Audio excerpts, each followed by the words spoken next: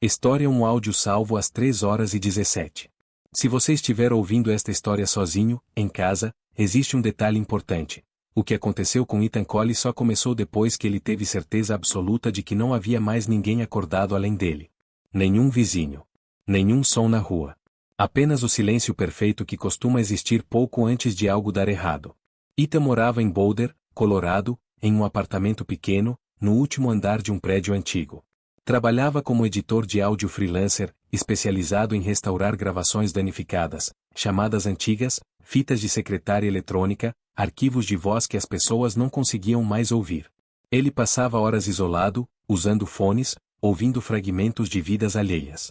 Naquela noite, por volta das 2h, Ethan recebeu um e-mail estranho. Sem assunto. Sem texto.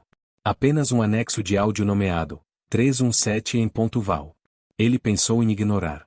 Mas algo no horário chamou sua atenção. 3h17. O mesmo horário em que, semanas antes, ele vinha acordando sem motivo aparente, sempre com a sensação incômoda de que alguém havia acabado de chamá-lo pelo nome. Ethan colocou os fones. O áudio começou com silêncio absoluto. Nenhum ruído ambiente, nenhum chiado. Silêncio puro, como se o microfone tivesse sido ligado em um espaço vazio demais. Ele aumentou o volume aos poucos, esperando captar algum detalhe escondido. Foi então que ouviu a respiração. Não parecia distante. Não parecia gravada em um cômodo grande. Soava próxima demais, como alguém parado exatamente atrás do microfone, respirando com cuidado para não ser ouvido. Ethan sentiu o corpo enrijecer. A respiração durou alguns segundos, e parou. Então veio um som quase imperceptível, um leve arrastar, como pés descalços se movendo sobre um piso frio. O áudio avançava. O contador marcava exatamente 3h17. Ethan teve a estranha sensação de que o silêncio do apartamento tinha mudado. Ele tirou um dos fones e percebeu que não havia mais ruído nenhum vindo da rua. Nenhum carro. Nenhum vento. Como se o mundo tivesse sido colocado em pausa. No áudio, uma voz surgiu. Baixa. Masculina. Cansada. A voz dizia apenas uma frase. Se você está ouvindo isso, então eu não consegui sair. Ethan congelou. A voz soava familiar. Não como alguém que ele conhecia pessoalmente, mas como algo que ele já tinha ouvido antes. Muitas vezes. Em gravações antigas. Em reflexos distorcidos. O áudio continuou. A voz começou a descrever o apartamento. Falava de uma porta que rangia ao fechar. De uma lâmpada da cozinha que piscava quando o micro-ondas era ligado. De uma janela que não trancava completamente. Ethan olhou lentamente ao redor. Cada detalhe estava correto. A respiração voltou, mais rápida agora, mais nervosa. A voz então disse algo que fez o sangue de Ethan gelar. Eu pensei que ficar acordado fosse suficiente. Que, se eu não dormisse, ele não conseguiria copiar. O som de algo batendo levemente no microfone interrompeu a frase. 3 batidas secas. Como alguém testando uma superfície do outro lado. O áudio falhou por um instante, produzindo um estalo alto, e quando voltou, a voz parecia diferente. Mais próxima. Mais clara. Ele aprende rápido quando você está sozinho. Ethan arrancou os fones e se levantou bruscamente. O apartamento estava escuro, iluminado apenas pela tela do computador. Ele caminhou até a cozinha, conferiu a porta, a janela, cada canto. Nada fora do lugar. Tentou rir. Disse a si mesmo que aquilo era algum tipo de projeto elaborado, talvez uma pegadinha muito bem feita. Mas, ao voltar para o computador, percebeu algo novo. O arquivo de áudio não estava mais com 6 minutos de duração. Agora tinha 12 minutos. E continuava crescendo. O contador avançava, mesmo sem o arquivo estar sendo reproduzido. Ethan sentou devagar. Colocou os fones novamente. A voz retornou, agora sem esforço algum, como se estivesse falando ao ouvido dele, não através de uma gravação. Eu sei o que você está pensando. Eu pensei a mesma coisa. A respiração que se seguiu não vinha apenas dos fones. Vinha do apartamento. Lenta. Controlada. Vinda do corredor. Ethan sentiu um arrepio subir pela nuca quando percebeu outro detalhe impossível. No canto da tela, o nome do arquivo havia mudado sozinho. Não era mais 317 em ponto val. Agora se chamava Ethan_Cole_final.val. O som de passos se aproximou da porta do quarto. E o áudio continuava gravando. História 2: A casa que só aparece nas gravações. Existe um tipo específico de relato que nunca aparece em reportagens ou documentos oficiais. Ele circula apenas entre técnicos, policiais aposentados e pessoas que trabalham com imagens antigas. Foi assim que o nome de Daniel Harper começou a surgir em fóruns obscuros de restauração de vídeo, sempre acompanhado da mesma frase: a casa não estava lá quando ele olhou. Daniel morava em Spokane, Washington, e trabalhava para uma empresa contratada pela prefeitura para digitalizar fitas VHS antigas, principalmente gravações de segurança de bairros residenciais. O trabalho era simples, repetitivo e entediante. Câmeras estáticas, ruas vazias, horas de nada acontecendo. Até a fita marcada como arquivo 91B.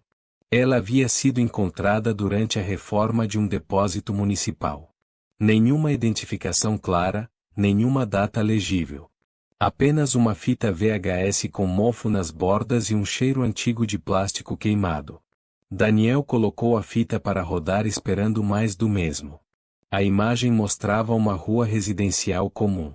Casas alinhadas, árvores sem folhas, céu nublado. A câmera estava posicionada em um poste, apontada para uma curva da rua. O horário no canto da tela marcava 2h14 da manhã. Nada se movia. Daniel avançou alguns minutos. Nada. Então percebeu algo estranho. No fundo da imagem, quase fora do enquadramento, havia uma casa que não combinava com o resto da rua. Escura demais. Sem luzes. Sem reflexos nas janelas. Como se absorvesse a pouca iluminação ao redor. Daniel franziu a testa. Pausou a imagem. Ampliou. A casa parecia errada. Não no sentido de abandonada, mas no sentido de deslocada. As linhas não se alinhavam perfeitamente com o chão. As janelas não refletiam o ambiente. Era como olhar para algo que não tinha sido feito para ser filmado. Ele anotou o detalhe e continuou assistindo. Às 2h17, algo aconteceu. Uma figura surgiu na calçada. Não apareceu entrando no quadro. Simplesmente estava lá de um frame para o outro. Parada, imóvel, olhando diretamente para a câmera. A imagem perdeu qualidade por alguns segundos, como se o sinal tivesse sido afetado. Daniel sentiu um desconforto imediato. Avançou o vídeo. A figura começou a se mover lentamente em direção à casa escura.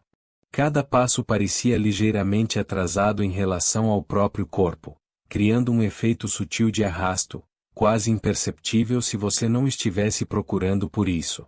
Quando a figura alcançou a porta da casa, a gravação falhou completamente. Tela preta. Chiado. E então, a imagem voltou. A rua estava vazia. Mas a casa havia desaparecido. No lugar dela, apenas um espaço vazio entre duas residências normais, como se nunca tivesse existido ali. Daniel voltou o vídeo. Conferiu frame por frame. A casa só aparecia entre 2h14 e 2h18. Antes e depois disso, ela simplesmente não existia. Intrigado, Daniel decidiu algo que depois disse ter sido o pior erro da sua vida. Levou uma cópia da fita para casa. Naquela noite, assistiu novamente, no escuro, apenas com a luz da televisão iluminando a sala. Quanto mais observava, mais detalhes estranhos surgiam. Sombras que não seguiam a iluminação correta. Janelas que pareciam profundas demais.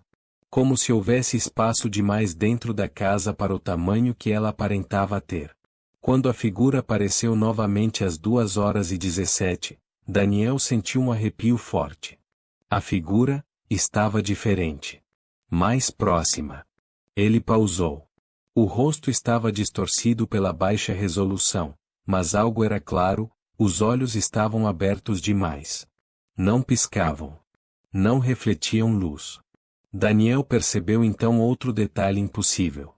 A figura estava usando a mesma jaqueta que ele tinha pendurada atrás da porta do quarto. Um barulho seco ecoou no apartamento. Daniel se virou rapidamente. Nada. Quando voltou a olhar para a TV, a fita havia avançado sozinha. Agora mostrava o interior da casa. Não havia corte. Não havia transição. A câmera estava dentro. O cômodo era escuro, estreito, com paredes que pareciam se mover levemente, como se respirassem. No fundo, uma porta. A gravação se aproximava da porta lentamente. Daniel sentiu o coração disparar. A porta se abriu. Do outro lado, estava a sala do apartamento dele. O mesmo sofá. A mesma mesa. A mesma televisão. A imagem mostrava Daniel sentado, assistindo a fita. A gravação estava alguns segundos à frente da realidade. Na tela, o Daniel da fita virou a cabeça lentamente, e olhou direto para a câmera. No mesmo instante, Daniel ouviu algo atrás de si. Um rangido suave, como uma porta sendo aberta com cuidado. Ele não teve coragem de se virar. A fita continuou rodando. O Daniel da gravação se levantou. Aproximou-se da tela. E disse, com uma voz quase inaudível, captada pelo microfone da câmera: "Ela só aparece quando você está sozinho." A imagem cortou para a estática. No dia seguinte, Daniel não foi trabalhar. Nem no outro. A polícia entrou no apartamento após reclamações de vizinhos sobre um barulho constante de TV ligada durante a madrugada. Não encontraram Daniel. A televisão estava ligada, exibindo uma rua vazia. E, no canto da imagem, uma casa escura começava a se formar lentamente.